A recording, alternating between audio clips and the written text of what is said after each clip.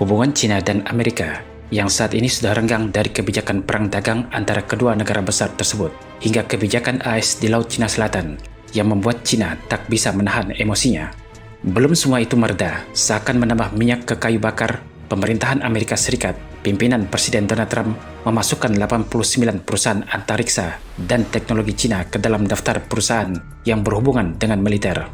Perusahaan-perusahaan itu pun dilarang membeli dan menerima teknologi AS, sebagaimana dikutip dari republika.co.id.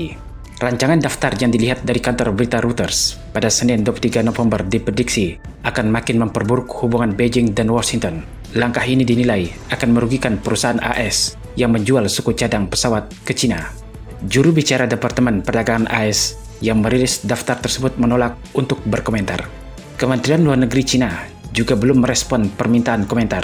Commercial Aircraft Corp of China (LTD), perusahaan Cina yang bersaing dengan Boeing dan Airbus, masuk ke dalam daftar tersebut. Begitu pula dengan Aviation Industries Corporation of China dan 10 entitas terkait lainnya.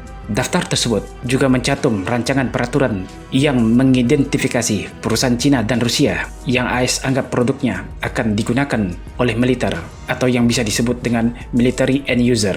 Daftar terbaru ini muncul setelah Departemen Perdagangan AS memperluas definisi military end user pada April lalu. Peraturan bulan April tidak hanya memasukkan angkatan bersenjata dan polisi. Pembatasan juga meliputi orang atau entitas yang mendukung atau berkontribusi untuk menjaga dan memproduksi produk militer, bahkan bila usaha utama mereka non-militer. Pemasok AS harus mendapatkan lisensi untuk menjual barang ke mereka. Berdasarkan peraturan tersebut, pengajuan lisensi akan lebih banyak ditolak daripada diterima. Menjelang akhir jabatannya, pemerintahan Trump banyak mengambil kebijakan atau peraturan baru, meski kebijakan atau aturan ini bisa dipulihkan seperti semula oleh presiden yang baru dilantik pada 20 Januari mendatang. Namun, sejumlah langkah mungkin membutuhkan waktu dan perhatian lebih sebelum diubah kembali, apalagi jika AS memiliki agenda lain yang lebih mendesak dan menjadi prioritas penting. Kebijakan itu antara lain soal Iran, Israel, Cina, dan kebijakan lainnya yang membakukan visi Trump untuk dunia. Associated Press menuliskan, sejumlah kebijakan ada yang menarik perhatian dunia. Sementara itu, sebagian lainnya bahkan lolos dari perhatian.